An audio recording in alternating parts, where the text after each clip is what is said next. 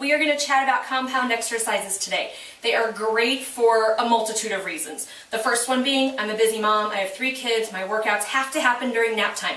If I can't get my entire workout done during nap time, it doesn't happen. So I've got to make the most of that short amount of time that I get alone. So I like to work multiple muscle groups at the same time, and that's all a compound exercise is. So today we're going to talk about the dead row, which means you're combining a deadlift and a bent over row.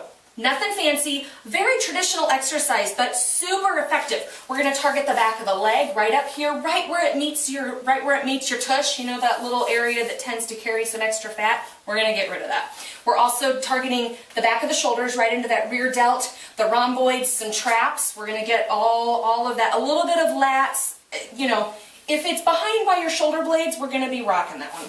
All right, so I'm gonna show you 3 different pieces of equipment for this one, just so that everybody can make sure they can do this one at home. We're gonna start with your easiest option, and that is gonna be your resistance band.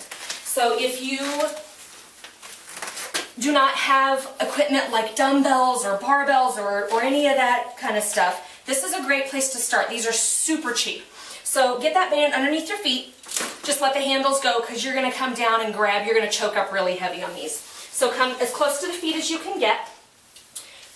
Go ahead, bring it to standing, since that's our starting position. You should feel there's a lot of tension in this band. We're not working from an upright position, so don't worry about how tight it is right now. You're going to be coming flat back down. So as you bend, the hinge happens from the hips. You are not rounding from the back and looking at your feet. You shouldn't even be looking at me if you're watching me on your computer or on your television. Your gaze should be out in front of you, not at your toes, not at the wall. Right out in front, so you got a nice flat spine. Engage that core, navel to the spine. At this flat point, you should be feeling a stretch in your hamstring. If it's stretching too far and it's causing your legs to bend, you've gone too low. So bring that up, get a smaller range of motion. From this flat back position, you're going to bring the band, squeezing your shoulder blades in order to pull the arms. So the elbows don't just bend and you pull that band up. The shoulder blades retract, they pull together, and then the elbows follow the motion. And then you stand up. So speeding that up. Flat back, pull shoulder blades, release, and stand. So as you're standing, you want to make sure that that stand is happening also from the hinge and the hips. You are not lifting with your lower back. Don't lift your shoulders up first and rock those hips forward. Keep that back nice and flat. Force the hamstrings to do the work as you stand. So that happens only from the hinge in the hips. If you're pulling with your shoulders first and leaving your butt out behind you, your hamstrings aren't doing the work, your back's doing the work. So flat back, lift all the way up. I'm going to grab dumbbells. That'll be our next piece of featured equipment here. So dumbbells are great. They just mix it up a little bit, shocks the body a little bit because it was expecting a resistance band if that's what you've been using. Nothing changes. Exactly the same form. Flat back, row towards the navel, and stand. Flat back, row, and stand. Now, you do have 2 options with your legs. A soft knee is going to give more back support, especially if you're using heavy weights or if you have back strength issues where maybe you're still working on that. The other option with a dumbbell that I really like on this one that you can change it up is you can change the grip of the dumbbell. So we've got a horizontal grip here. That one's a little bit harder.